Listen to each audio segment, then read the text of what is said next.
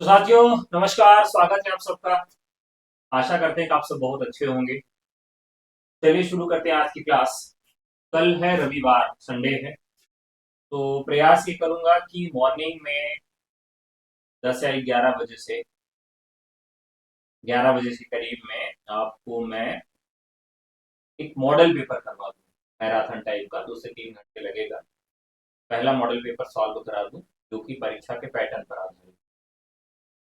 तो कल 11 बजे आप सब तैयार रहिएगा, ठीक है। इसके अलावा आप सबको ये सूचना देनी है कि आप सबके विशेष मांग पर जो एलटी का एक मॉडल पेपर है वो निःशुल्क दिया जा रहा है आपको। एलटी का एक पेपर निःशुल्क है मॉडल। वो हमारे एप्लीकेशन से भी डाउनलोड कर सकते हैं आप, और एप्लीकेशन से भी डाउनलोड कर सकते हैं, और हमारे निःशुल्क टेलीग्राम से भी जुड़ के उसको आप ले सकते हैं। टेलीग्राम का जो लिंक है वो डिस्क्रिप्शन में आपको मिल जाएगा, और वैसे आप चाहें तो सीधा एप्लीकेशन डाउनलोड कर लें टीचर्स एकेडमी का, वहां से भी आपको ये निःशुल्क मिल जाएगा। जिस गांव में इंटरनेट, ठीक है। तो चलिए शुरू कर लेते हैं अभ्यास बैच का महत्वपूर्ण सवाल। जुड़ के उसको आप ले शुरू किया जाए। एक बार सभी लोग लाइक कर दीजिए, जितने लोग आ चुके हैं, जिससे मुझे मालूम चल सके कि सभी साथी आ चुके हैं। फटाफट लाइक कर दीजिए। देखते हैं कौन कौन आ गया है। प्रियांशु गुप्ता जी, संयोगिता जी, सपना जी, सपना चौधरी जी, नवनीत यादव जी, सबका स्वागत है। फटाफट आप लोग लाइक कर दीजिए जितने लोग आ गए हैं। शुरू किया जाए।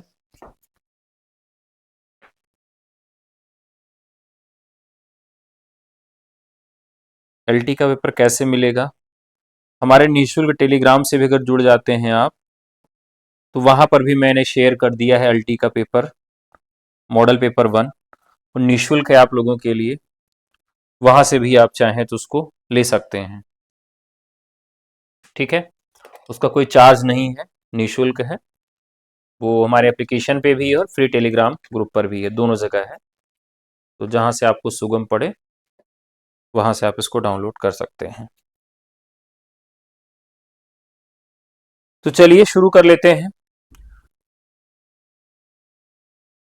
यहां पर हम नाथों से बात शुरू करेंगे। मैं आपको बार बार एक चीज कहता हूं कि पेपर जो बनता है उसमें कई चीजें मिली हुई होती हैं। एक चीज इसमें यह भी होती है कि गवर्नमेंट किसकी है। गवर्नमेंट का प्रश्नों के प्रारूप पर बहुत बड़ा प्रभाव पड़ता है। तो गवर्नमेंट बीजेपी की है, और इस समय जो बाबा जी हैं वो भी नाथ पंथ से संबंधित है। तो नाथ पंथ के विषय में आपको अच्छी जानकारी होनी चाहिए। नाथ पंथ की जो हमारी विशेषताएं हैं वो भी हमको अच्छे से मालूम होनी चाहिए कि नाथ पंथ में मामला क्या है।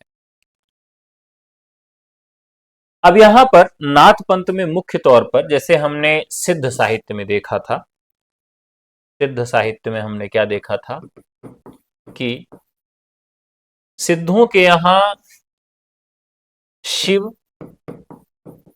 और शक्ति, इन दोनों के युगल रूप की उपासना होती है। उपासना। और यहां पर स्त्रियों को लेकर कोई घृणा भाव नहीं है। लेकिन सिद्धों की इसी परंपरा को खत्म करने के लिए, तोड़ने के लिए नाथ पंथ की शुरुआत होती है। किसकी शुरुआत होती है? नाथ पंथ की। नाथ पंथ में शक्ति की पूजा को हटा दिया गया। किसको केवल रखा गया? शिव के शि, शिव के एक रूप की पूजा। यहां पर शिव के एक रूप की पूजा होने लगी। यहां एक चीज और देखने के लिए मिलती है कि नारी के कामिनी रूप की निंदा। अब सिद्ध साहित्य में जहां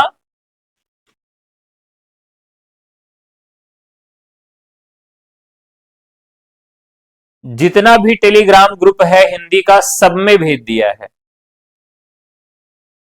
4-5 पेड टेलीग्राम ग्रुप हैं, बाकी 3-4 फ्री टेलीग्राम ग्रुप हैं, उस पर भी मैंने भेज दिया है।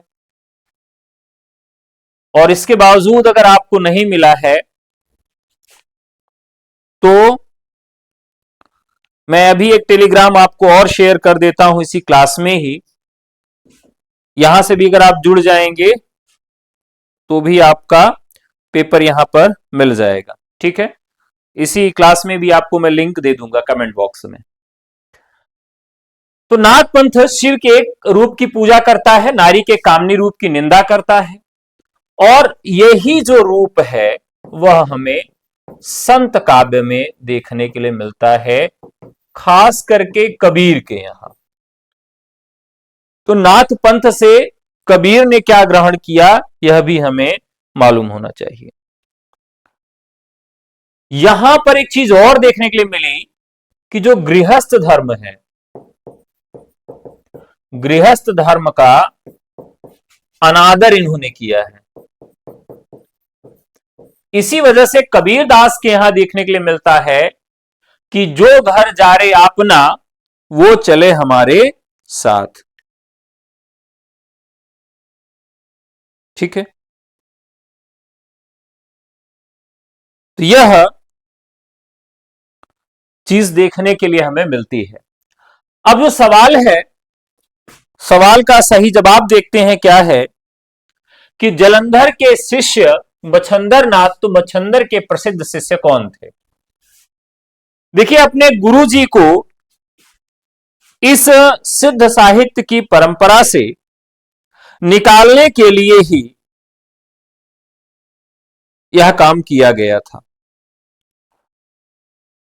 कि भाई उन्होंने देखा कि हमारे गुरुजी इसमें बहुत बुरे फंस गए हैं और उनको निकालना जरूरी है, और उनको निकालने के लिए ही उन्होंने एक नया पंथ ही शुरू कर दिया जिसे हम नाथ पंथ के नाम से जानते हैं।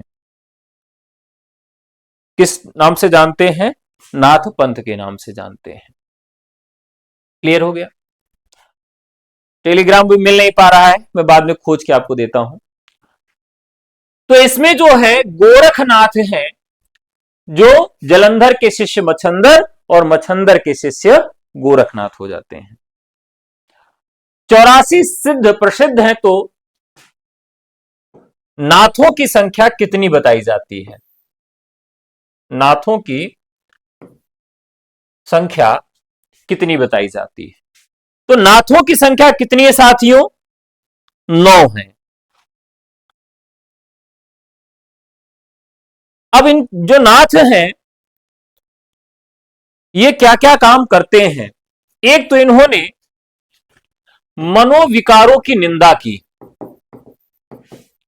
मनोविकारों की निंदा करना इनका प्रमुख कार्य रहा है। इसके अलावा योग साधना द्वारा शुद्धि पर बल दिया गया, तो योग साधना पर इनका प्रमुख बल रहा है, और इन्होंने खट चक्रों वाला जो योग मार्ग है उस पर अधिक बल इन्होंने दिया है। ठीक है, इसी तरीके से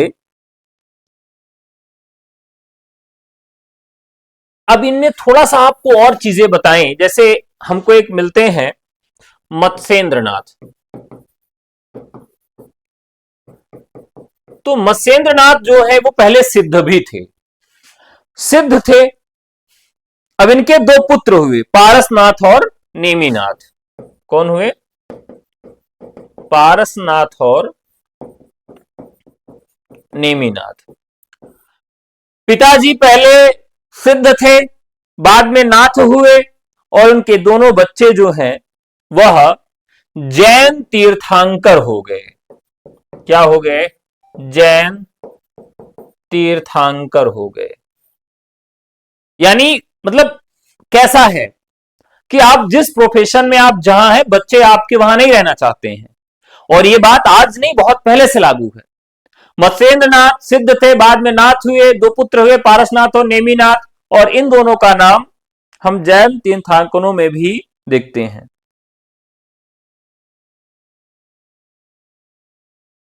इसके अलावा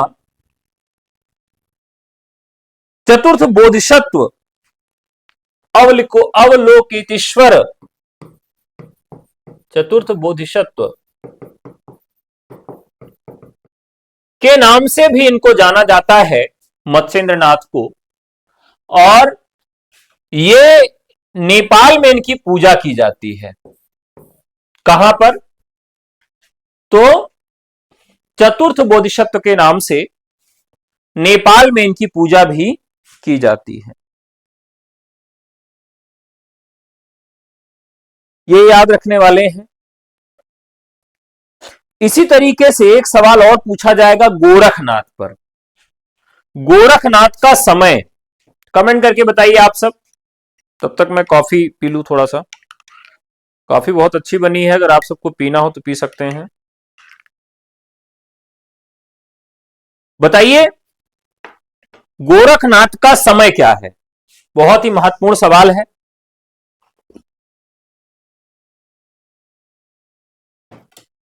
गोरखनाथ का समय आज आपको याद करा दूंगा और फिर यह सवाल कभी भूलेगा नहीं। गोरखनाथ कभी नहीं भूलेगा, वादा है। चलिए देखते हैं। 845 राहुल सांकृत्यायन। फिर इसके बाद 9वीं शताब्दी हजारी प्रसाद। 11वीं पीतांबर दत्त बड़थवाल। 13वीं शताब्दी आचार्य शुक्ल और राम कुमार वर्मा। ये सारे लोग आपको यहां पर मिल गए। अब ये चारों डेट आपको याद होनी चाहिए।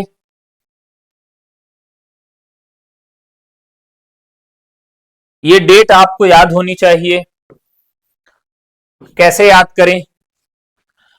तो देखिए 845 राहुल सांकृत्यायन, यानी सबसे कम अगर किसी ने माना है तो वो राहुल सांकृत्यायन ने माना, इसको याद रखना है। यानी सबसे कम समय किसने माना है? राहुल सांकृत्यायन ने 845 माना है। तो इसको तो आसानी से आप याद ही कर सकते हैं, 845।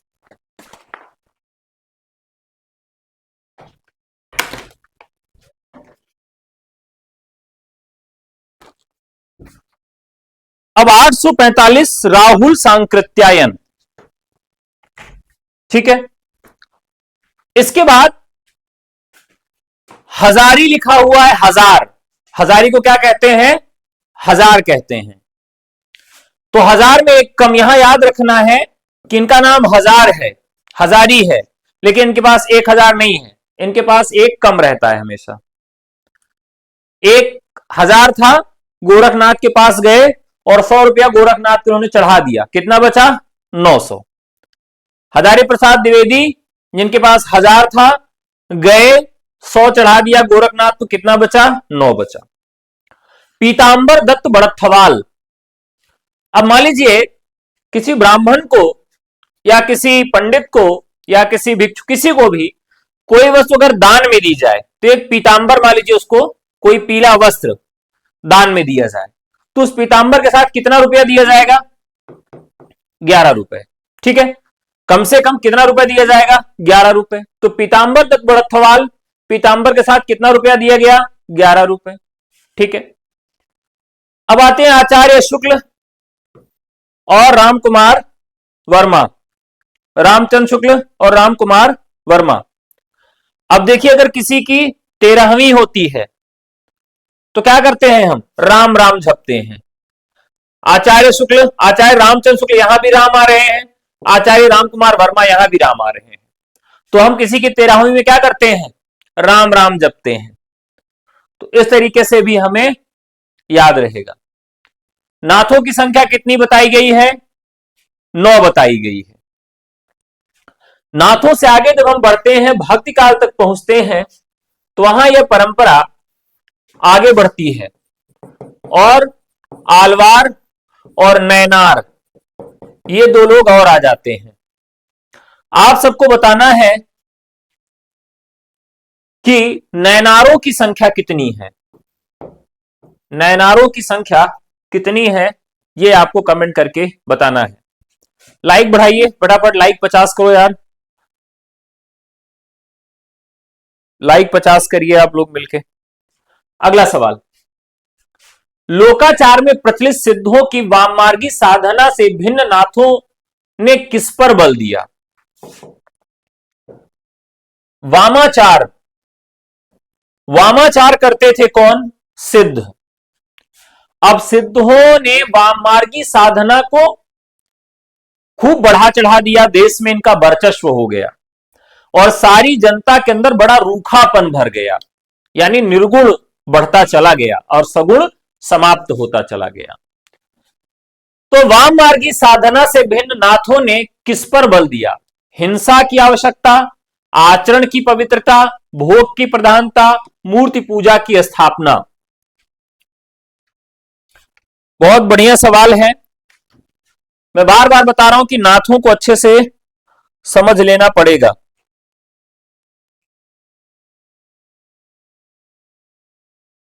इनके यहां एक ईश्वरवाद है, घर के भीतर ईश्वर को देखना, यह इनका ईश्वरवाद है। अब देखिए, जिन चीजों की बड़ी समस्या थी सिद्धों में, उन्हीं चीजों को यहां पर हटाया जाएगा। तो हिंसा नहीं, भोग नहीं, भोग तो सिद्धों में बहुत ज्यादा था, उसको खत्म ही करना चाहते थे। मूर्ति पूजा की स्थापना नहीं, आचरण की पवित्रता, क्योंकि सिद्धों के विरोध में यह जन्म लिया। सिद्धों में ही क्या था कि आचरण में शुद्धता नहीं थी, उसी को समाप्त करने के लिए ही आचरण की पवित्रता पर बल नाथ संप्रदाय में दिया गया। नाथपंथी साधक स्वयं को क्या कहकर संबोधित करते थे, भोगी, राजा, योगी और प्रजा। आसान सा सवाल है, सभी जवाब दे देंगे। तो योगी कहते हैं, जैसा कि हमारे बाबा जी को भी सब कहते हैं, योगी आदित्यनाथ जी। मैं जूम कर देता हूं, जो सवाल बड़े रहते हैं दिखेगा।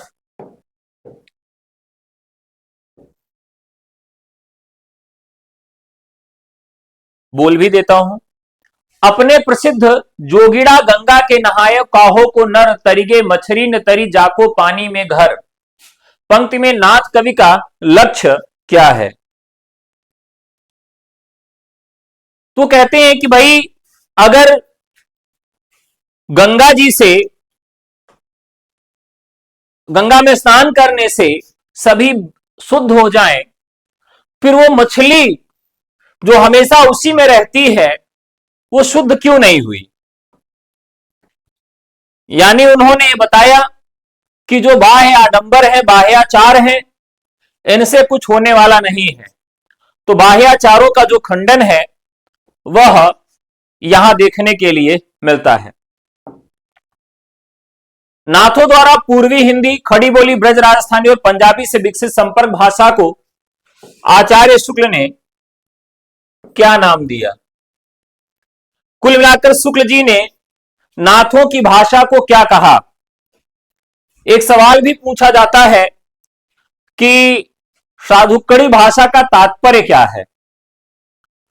तो साधु क्या करते हैं, विचरते रहते हैं, हर क्षेत्र में विचरण करते रहते हैं, और उसी विचरण की वजह से उनकी भाषा में पूर्वी हिंदी भी समाई, खड़ी बोली भी, ब्रज भी, राजस्थानी और पंजाबी, ये सब समा गया। इसी वजह से उस भाषा को शुक्ल जी ने साधुक्कड़ी कहा। क्या कहा? साधुक्कड़ी कहा। नाथों द्वारा विकसित साधुक्कड़ी भाषा का किस भक्तिकालीन कवि ने सर्वाधिक रचनात्मक उपयोग किया? अब एक सवाल यहां से यह भी बनेगा कि साधुक्कड़ी भाषा का जन्म या साधुक्कड़ी भाषा की शुरुआत कहां से होती है? तो साधुक्कड़ी भाषा का विकास, साधुक्कड़ी भाषा का जन्म या इसका तो जन्म तो हो गया कहां पे? नाथ पंथ में हो गया। लेकिन इसका सबसे ज्यादा रचनात्मक प्रयोग कहां देखने के लिए मिलता है? तो कबीर के यहां देखने के लिए मिलता है। कबीर ने बहुत सारी चीजें अलग अलग जगहों से एकत्रित की। जैसे एकेश्वरवाद उन्होंने इस्लाम से ग्रहण कर लिया, अद्वैतवाद से उन्होंने ग्रहण किया, अहिंसा भी उनके यहां देखने के लिए मिलती है, तो अहिंसा वैष्णवों से उन्होंने ले लिया। तो बहुत सारी चीजें एकत्रित करके उन्होंने अपने काव्य का मार्ग स्थापित किया। हाँ, एक चीज यहां याद रखिएगा, कबीर और जायसी दोनों के यहां रहस्यवाद देखने के लिए मिलेगा आपको। दोनों के यहां रहस्यवाद मिलेगा, साधनात्मक रहस्यवाद और भावात्मक रहस्यवाद।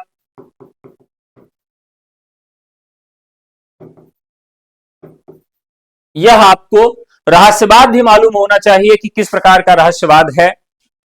इसी तरीके से छायावाद में भी रहस्यवाद है। आदिकालीन नाथपंथी कवियों की दार्शनिकता का आधार क्या है? यह सवाल बहुत ही महत्वपूर्ण है। 58 नंबर का सवाल है, कमेंट करके सभी लोग जवाब देंगे कि आदिकालीन नाथपंथी कवियों की दार्शनिकता का आधार क्या है? शाक्त, वैष्णव, शैव या फिर वाममार्गी? तो जो शैव हैं, शिव के ही एक रूप की इसमें पूजा की जाती है, क्योंकि सिद्धों में क्या था? शिव और शक्ति की आराधना की जाती थी, उनके युगल रूप की, उनके कामिनी रूप की। शैव मत की यहां पर आराधना की जाती थी। और एक समय ऐसा था जब इस्लाम का आक्रमण भारत में हुआ और बलपूर्वक हिंदुओं को मुसलमान बनाया जाने लगा। ऐसे में बहुत सारे हिंदू वो मुसलमान बन गए, और जो मुसलमान बन गए थे उनको जब मालूम चला कि नाथ पंथ आया है, तो वो मुसलमान पुनः नाथ हो गए, नाथ संप्रदाय में शामिल हो गए। और जो हिंदू मुसलमान नहीं बनना चाहते थे वो भी नाथ बन गए। इस प्रकार से नाथ संप्रदाय में हिंदू और मुसलमानों दोनों ने मिलकर भाग लिया। क्यों भाग लिया? क्योंकि उस समय जो भी नाथ संप्रदाय से सम्मिलित हो जाता था, इस्लाम के आक्रांता उनको छोड़ देते थे, क्योंकि उनका मुख्य उद्देश्य था कि वो किसी सगुण को ही इस्लाम में कन्वर्ट करें, निर्गुण को वो नहीं कन्वर्ट करते थे। क्योंकि जानते थे यार पहले से किसी भगवान को नहीं मानता, क्या मतलब है इसको अपने धर्म में लाने का, या अल्लाह को भी नहीं मानेगा। तो नाथ संप्रदाय का ही मतलब था कि निर्गुण थे, ये किसी भी भगवान ईश्वर को नहीं मानते थे।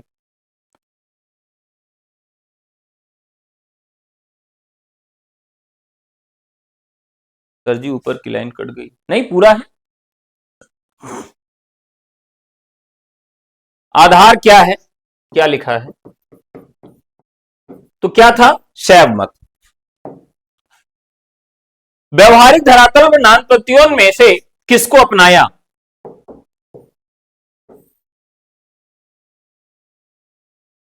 व्यवहारिक व्यावहारिक धरातल पर नाथपंथियों ने निम्न में से किसको अपनाया? साहज शून्य, हठ योग, नाम स्मरण और विग्रह आराधना।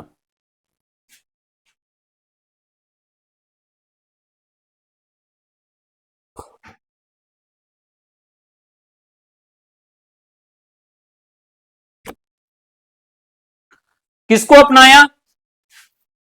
लाइक फटाक से पूरा करो भाई, 50 जल्दी महाराज। तो इन्होंने हठयोग को अपनाया। किसको अपनाया? हठयोग को अपनाया।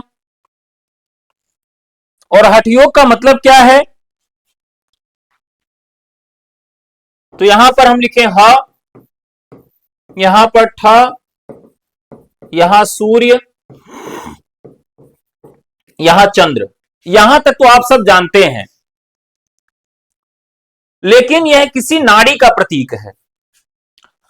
सूर्य जो है वह ईड़ा नाड़ी का प्रतीक है और चंद्र जो है वह पिंगला नाड़ी का प्रतीक है। यानी हम हठ योग के माध्यम से ईड़ा और पिंगला नाड़ी को जागृत करते हैं और खट चक्र 6 चक्रों वाला जो मार्ग है जीव का, ये जीव हो गया। ठीक है, 1 2 3 4 5 और 6,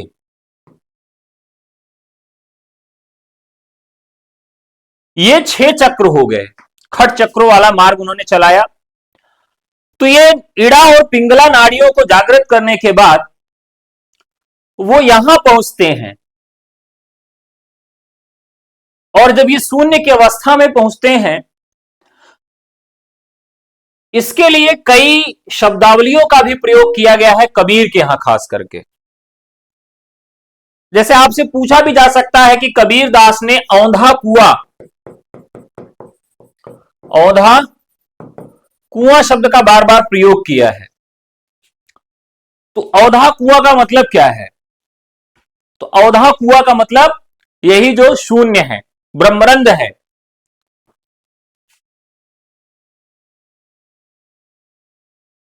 और ये जो हठ योग वाला 6 चक्रों वाला योग मार्ग है, यह किसने शुरू किया था?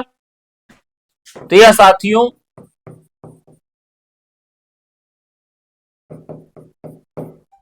गोरखनाथ के द्वारा शुरू किया गया था। अगला सवाल, नाथपंथियों ने अपनी साधना पद्धति में मध्यमांश परित्याग के अलावा किस आचरण पर जोर दिया? देखिए, सिद्ध जो थे उन्होंने क्या काम किया था? पंचमकारों पर काम किया। पंचमकार कौन से थे? म से शुरू होने वाले 5 शब्द, यानी यहां पर मत्स्य, मछली, सॉरी, मत्स्य, मदिरा, मांस, मैथुन, मुद्रा, इन 5 चीजों का अधिकाधिक प्रयोग करिए और कोई अपनी एक योगिनी बनाइए। योगिनी बनाने के बाद सहवास करिए और सहवास के दौरान अपने वीर को ऊर्ध्वगामी बनाइए। और यह करते करते जब आप सारी चीजों से ऊब जाएंगे, तब फिर आप क्या होंगे? सिद्ध कहलाएंगे। और इस प्रक्रिया में कोई बाहर ही नहीं निकल पाता था, कोई सिद्ध नहीं बन पाता था। यानी ये सारी चीजें उनके यहां थी। अब इससे बाहर निकलने के लिए नाथपंथ शुरू हुआ। तो नाथों में क्या काम किया गया? तो वामाचार तो था सिद्ध में, मूर्ति पूजा कोई मतलब नहीं, यज्ञ शुद्ध था ही नहीं, कर्मकांड जैसा कुछ, क्योंकि ये सब कर्मकांड के विरोधी भी थे। तो यहां पर मानसिक पवित्रता की बात की गई। ईश्वर प्राप्ति हेतु नाथपंथियों की धर्म आचरण की विशेषता क्या है? ईश्वर की प्राप्ति के लिए नाथपंथियों की धर्माचरण की विशेषता क्या है? चलिए फटाफट बताइए। तो राइट आंसर हो जाएगा साथियों, इन्होंने धर्म निरपेक्षता अपनाया। अभी भी मैंने आपको बताया था कि उस दौर में मुसलमान भी इनसे डरते थे और इन्होंने बहुत सारा धर्मांतरण रुकवाने का कार्य किया, क्योंकि हिंदू और मुसलमान दोनों नाथ बन जा रहे थे और जो नाथ बन जा रहे थे उनको इस्लाम वाले परेशान नहीं करते थे, कहते थे पहले ही धर्म से बाहर, इसको क्या धर्म से ले आए, यानी धर्म निरपेक्षता। काव्य भाषा के धरातल पर नाथपंथियों का क्या रुझान मिलता है?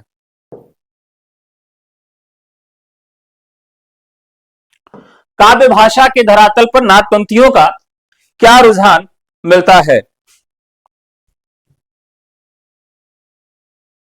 इन्होंने सर्वसमावेशी बहुलतावादी दृष्टि को अपनाया, यानी सबको समाहित करने का प्रयास किया। नाथपंथियों की पंचमेल भाषा का विकास किस प्रवृत्ति काव्यधारा पर सबसे गहरा प्रभाव पड़ा? श्याम सुंदर दास ने पंचमेल खिचड़ी भी कह दिया था। यानी संत काव्य किस पर इनका सबसे अधिक प्रभाव देखने के लिए पड़ता है? संत काव्य धारा पर सबसे अधिक प्रभाव देखने के लिए पड़ता है नाथपंथियों का। क्यों ऐसा था? क्योंकि कबीर के यहां सबसे अधिक प्रभाव इनके यहां देखने को मिलता है। जैसे उलट बांसियां जो है वह शुरुआत में नाथपंथ में ही थी, और नाथपंथ वाली जो उलट बांसियां हैं बाद में कबीर के यहां देखने के लिए मिलती है। ठीक है, अब एक सवाल है रसगुल्ले वाला। आज कोई सवाल रसगुल्ले वाला नहीं पूछा था ना? चलिए फटाफट लाइक करिए, 50 लाइक करिए तो रसगुल्ले वाला सवाल करें।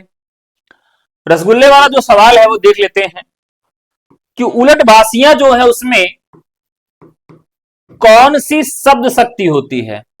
कौन सी शब्द शक्ति होती है? पहला अभिधा, दूसरा लक्षणा, तीसरा व्यंजना। चलिए भैया रसगुल्ले वाला सवाल है, शब्द शक्तियों में उलट बांसियों में कौन सी शब्द शक्ति होती है? उलट बांसी में कौन सी शब्द शक्ति होती है? कमेंट करके जल्दी जवाब दीजिए।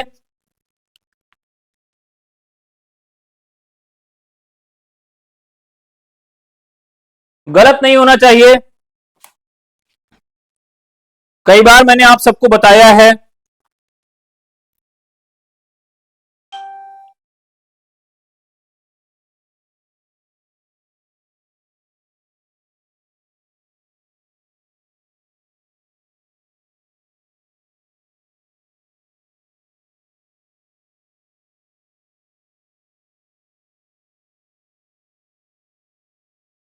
फटाफट बता दीजिए, फटाफट बता दीजिए आप सब।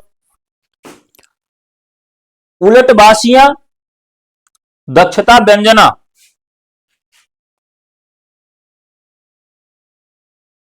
तो साथियों ये टेलीग्राम मैंने भेज दिया है आपको लिंक।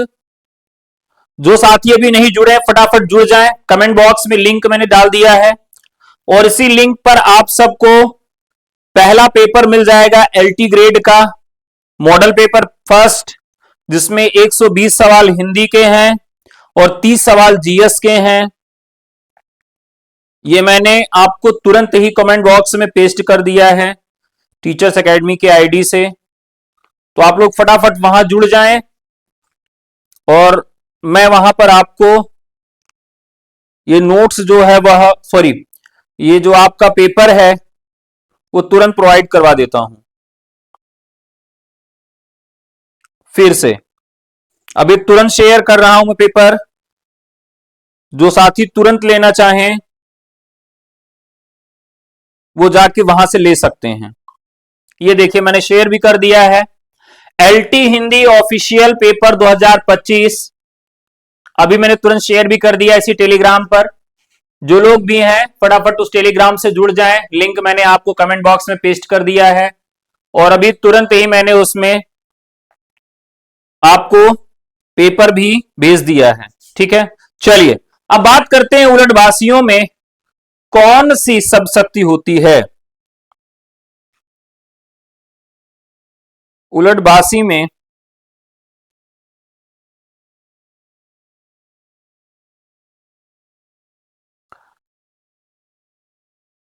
अब ये क्या करती है, सीधे सीधे कभी बात नहीं करती है। सीधे सीधे कभी ये बात नहीं करती है, बात को ये घुमा फिरा कर कहती है।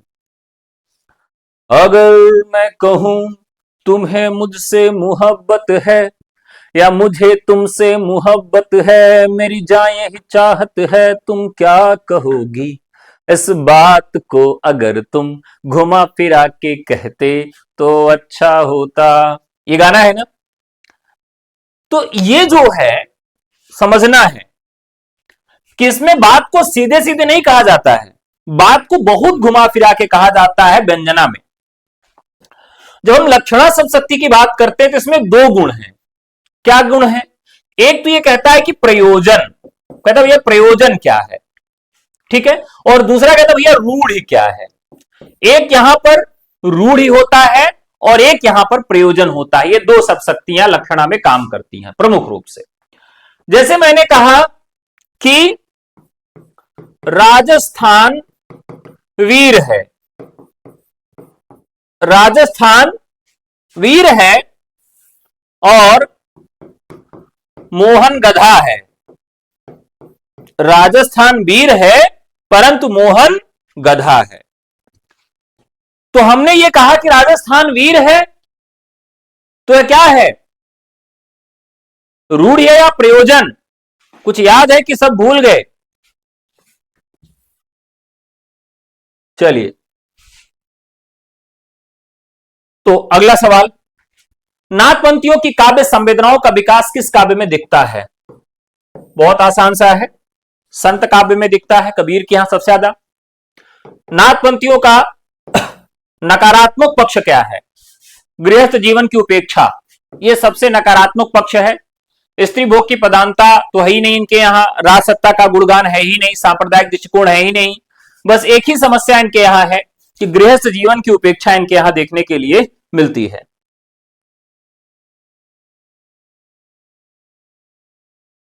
कौन बताया भाई रसगुल्ला वाला? अनंत कुमार। चलिए भाई, अनंत कुमार को आज का रसगुल्ला मुबारक हो। चलिए अगला सवाल, अंतः साधना की गहन भूत की अभिव्यक्ति के लिए नाथों ने किस काव्य शैली का प्रयोग किया?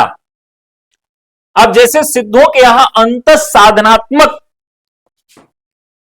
या फिर सांध्य शैली, शांत भाषा का प्रयोग किया जाता था, इनके यहां किसका प्रयोग किया गया? तो इन्होंने अपनी बात को बताने के लिए उलट बासियों का प्रयोग किया। किसका प्रयोग किया? उलट बासियों का प्रयोग किया।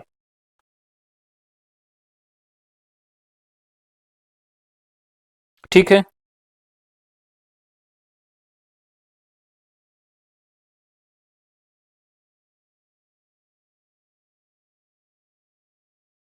जैसे बरसे कंबल भीजे पानी, कबीरदास की उलटवासी है, जिसमें कंबल से पानी भिगाने की संभव बात कही गई है। इसका अर्थ है कि जब कोई व्यक्ति साधना करता है तो उसे बाहरी दुनिया के सुख दुख से कोई फर्क नहीं पड़ता है। फील रवाबी बलदू पखवज कौआ ताल बजावे, ओ पहिर चोलना गदहा नाचे भैंसा भगति करावे। इसमें असंभव दृश्यों का वर्णन किया गया है। गधा नाच रहा है, भैंसा भक्ति कर रहा है और सांसारिक दिखावे और दिखावटी भक्ति पर इसमें व्यंग किया गया है। पत्थर पूजे हर मिले तो मैं पूजू पहाड़, इससे भली वह चाकी जिससे फीस का है संसार। इस तरह से बात की गई है। अगला सवाल, नाथों ने किस प्रवृत्ति काव्यधारा के लिए वैचारिक आधार निर्मित किया? नाथों ने किस प्रवृत्ति काव्यधारा के लिए वैचारिक आधार निर्मित किया? थोड़ा जल्दी जल्दी करते हैं सवाल अब। तो उन्होंने ज्ञान मार्गी निर्गुण धारा के लिए। पौमचर्यु का रचनाकार कौन है? अभ्रंश का वाल्मीकि और व्यास, इनको दोनों कहा जाता है। यही सवाल असिस्टेंट प्रोफेसर में भी आ गया और यह विवाद वाला सवाल बन गया। तो पौमचर्यु जो है वह स्वयंभू के द्वारा एक रचित राम काव्य है, राम कथा है, जिसे जैनी राम कथा भी आप कह सकते हैं। पौमचर्यु जो है यह इनके द्वारा पूरा नहीं किया गया।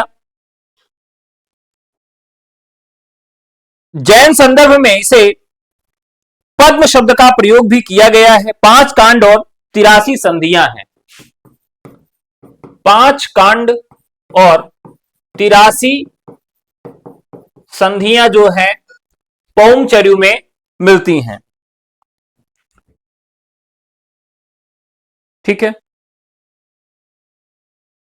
यहां पर पद्म शब्द का प्रयोग किया गया है। पौमचर्यु में किसका जीवन वृत्तांत है? तो आप जानते हैं राम और सीता का। जैन धर्म के 63 महापुरुषों का वर्णन करने वाली रचना महापुराण का लेखक कौन है? आसान सा सवाल है। 63 महापुरासी, इस तरह की एक रचना मिलती है किसकी? पुष्प दंत is the right answer. Pushpadant की महापुराण किस विधा की रचना है? देखिए, विधा वाले प्रश्न बड़े खतरनाक होते हैं। पुष्पदंत की महापुराण किस विधा की रचना है? तो ये क्या है? महाकाव्य है। जैन कवि धलपाल की रचना कौन सी है? अब देखिए, आपके जीवन में अगर धन रहेगा तो क्या रहेंगे? भविष्य रहेगा। तो भविष्य कहा धनपाल की रचना हो जाएगी। रहस्यवादी जैन काव्य परमात्म प्रकाश का कवि कौन है? पूछा जाता है कि जैन कवियों में कौन रहस्यवादी है, तो परमात्म प्रकाश के रचनाकार एक रहस्यवादी कवि के तौर पे भी जाने जाते हैं, जो इंदु। आत्मानुभव को प्रमुख मानने वाली रहस्यवादी जैन कृति पाहुड़ दोहा का कवि कौन है? तो पाहुड़ दोहा तो आप सब जानते ही हैं, मुनि राम सिंह। लोक भाषा में लिखित संस्कृत व्याकरण की कृति उत्ति व्यक्ति प्रकरण का लेखक कौन है? यह बहुत अच्छा सवाल है। दामोदर भट्ट। दामोदर भट्ट। यह क्यों लिखी गई थी? इसके पीछे का उद्देश्य क्या था? कृति का नाम है उक्ति व्यक्ति प्रकरण। दामोदर शर्मा के द्वारा लिखा गया और इसे हिंदी का पहला व्याकरण ग्रंथ भी माना जाता है। इसका समय 11वीं शताब्दी का पूर्वार्ध भी माना जाता है। तो कहीं वही दामोदर भट्ट मिलता है, कहीं दामोदर शर्मा मिलता है। हिंदी का पहला व्याकरण भी माना जाता है। बनारस के राजकुमारों को बाजार की भाषा सिखाने के लिए लिखा गया था। किसके लिए? तो बनारस के राजकुमारों को बाजार की भाषा, कहां की भाषा? बाजार की भाषा सिखाने के लिए इसे लिखा गया था।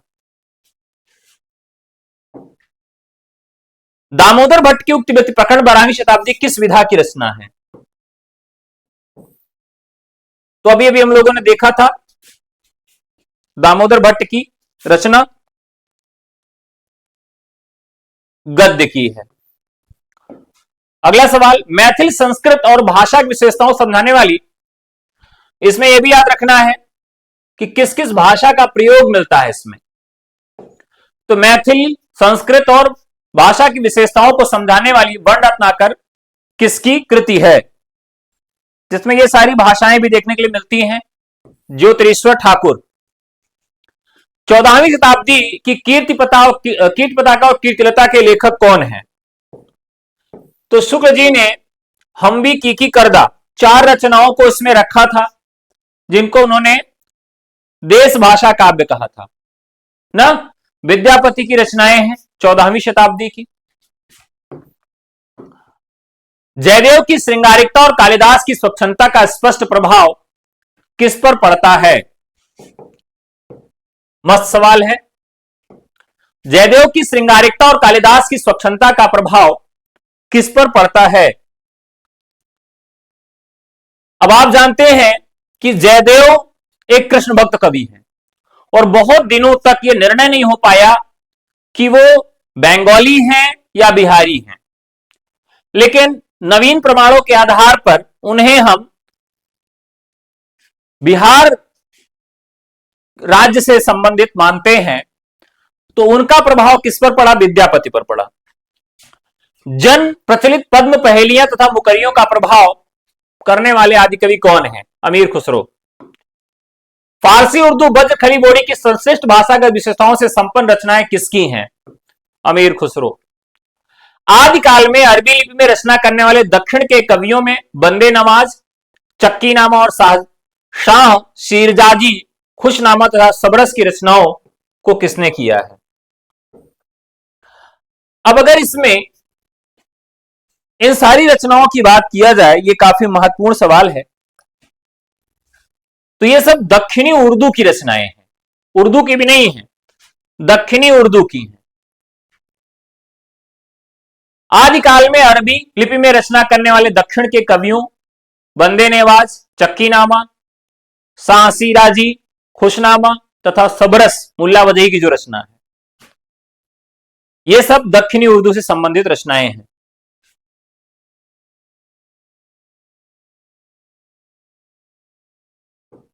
अब देखिए यहां पर युद्धों का सजीव वर्णन किया गया है। बज्जिय धोर निशान रान चौहान चौदिस पृथ्वीराज रासों में युद्ध का वर्णन सजीव चित्रण करने वाली इस भाषा को क्या कहते हैं? यानी किस भाषा में इस युद्ध का वर्णन किया गया है? तो साथियों, जब भी युद्ध की बात आती है तो उसमें क्या करता है व्यक्ति? डींग हाँकता है। तो हमेशा याद रखना, जब डींग हाँकने वाली बात होगी तो डिंगल होगा। डिंगल में राजस्थानी और अपभ्रंश का मेल होता है। पृथ्वीराज रासों में किस छंद का सर्वाधिक प्रयोग किया गया है? यह निश्चित तौर पर आप सब बता देंगे, आसान सा सवाल है। किसका प्रयोग किया गया है? तो छप्पय, ठीक है। छप्पयों का अजायब घर भी इस रचना को कहा गया है। तो छप्पय इसका राइट आंसर हो जाएगा। परमाल रासों में जगनी ने किस छंद को आविष्कृत किया? ये एकदम ताजा ताजा मस्त सवाल है। सवाल अच्छा लगे तो लाइक जरूर करिए। परमाल रासों में जगनिक ने किस छंद को आविष्कृत किया है? कौन सा छंद है जिसको उन्होंने आविष्कृत किया है? 31 मात्राओं वाला वीर रस का जो छंद है, आल्हा, आल्हा को उन्होंने किया है। संदेश रासक का कवि अद्दहमान अब्दुल रहमान कहां का निवासी था? वाह, बहुत बढ़िया सवाल। बहुत सारे लोग इनके घर के आसपास के भी होंगे। नहीं, ये अपने भारत का नहीं, उस समय भारत का था, यानी मुल्तान का निवासी था अद्दहमान अब्दुल रहमान। ढोला मारोरा दूहा की रचना कहां हुई? ढोला मारूरा दूहा की रचना कहां हुई? तो यह राजस्थान की एक लोक कथा है, यानी राजस्थान में। किस आदिकालीन महान कवि का संबंध लोक काव्यधारा के दिल्ली केंद्र से रहा? लोक काव्यधारा के दिल्ली केंद्र से अमीर खुसरो। उक्त व्यक्ति प्रकरण का रचनाकार दामोदर भट्ट कहां का निवासी था? यह सवाल बहुत बढ़िया है। दामोदर भट्ट कहां का निवासी था? ब्रज, राजस्थान, मिथिला, अवध?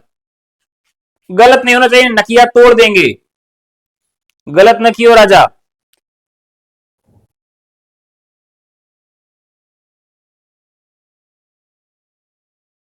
88 कहे।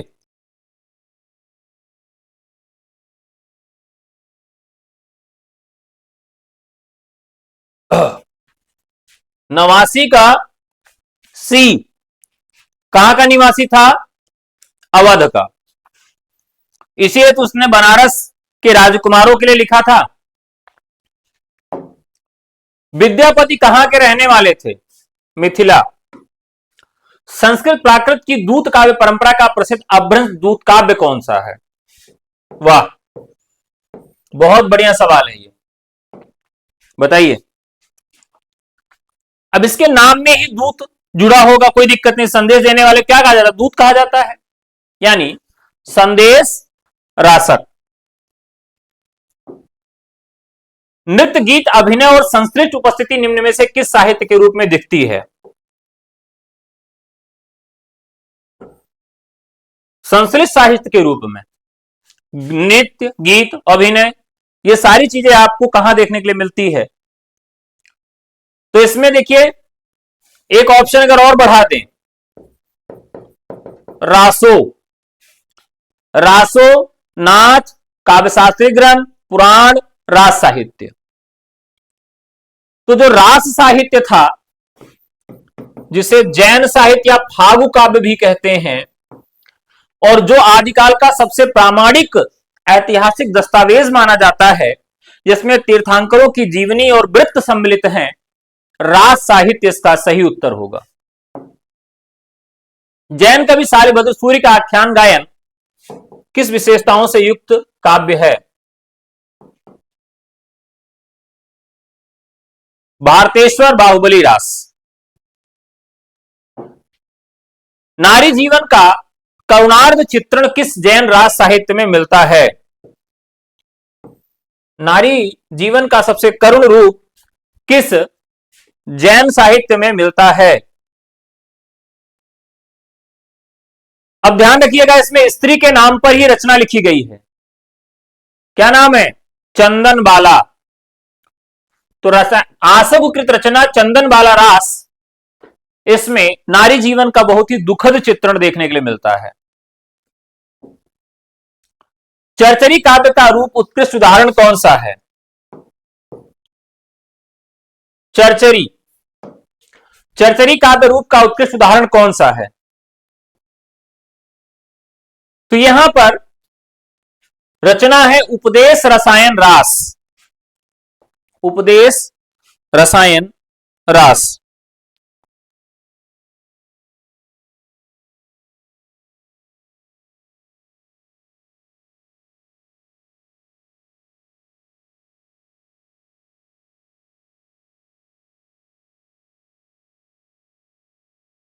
ठीक है, आगे बढ़ते हैं। संस्कृत, प्राकृत और अपभ्रंश के समावेश से संपन्न अपभ्रंश व्याकरण सिद्ध हेमचंद शब्दानुशासन किसकी कृति है? जैन कवि हेमचंद्र की। अपभ्रंश साहित्य की वह कौन सी शैली थी जिसमें तुलसी ने रामचरितमानस की रचना की? वाह, यह सवाल तो एकदम मस्त है। अपभ्रंश साहित्य की वह कौन सी शैली थी जिसमें तुलसी ने रामचरितमानस की रचना की है? बताइए। बहुत बढ़िया सवाल है साथियों ये। तो यहां पर एक शैली है जिसको हम क्या कहते हैं? कड़वक शैली। क्या कहते हैं? कड़वक शैली। कड़वक शैली क्या होती है?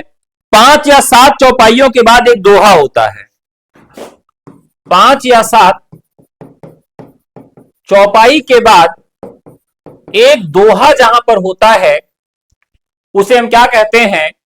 कड़वक शैली कहते हैं।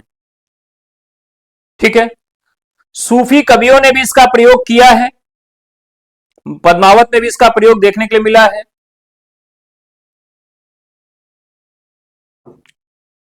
सूर ने जिस राग आधारित छंद शैली को विकसित किया, उसके आविष्कारकर्ता कौन थे? बहुत बढ़िया सवाल है ये भी साथियों। देखते हैं इसका कितने लोग सही जवाब देते हैं। सही जवाब देने वालों को इस बार रसगुल्ला खिला दे भाई। चलो, ये रसगुल्ला तैयार है। तो जो सूर के यहां छंद शैली में राग आधारित गीत हुए, उसके आविष्कारक कौन हैं? नाथ कवि, सिद्ध कवि, रासो कवि, या फिर जैन कवि? जो सही जवाब देगा।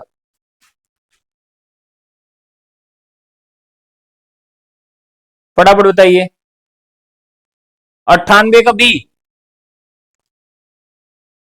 देखते हैं 97 का सा, 98 का डी, 98 का डी, 98 का डी, 98 का बी। सपना ने बताया भाई सबसे पहले। चलिए भाई, सपना जी को ये रसगुल्ला मुबारक हो आज का, एकदम सही जवाब है।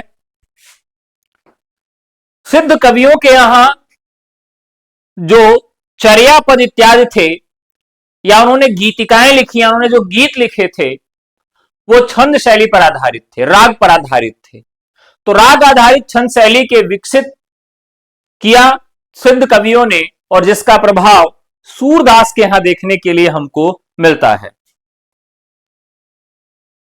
अगला सवाल, सराहपा को हिंदी का प्रथम कवि किसने माना है? राहुल सांकृत्यायन। जयमेन जस चंद्रिका किसके द्वारा लिखी गई है?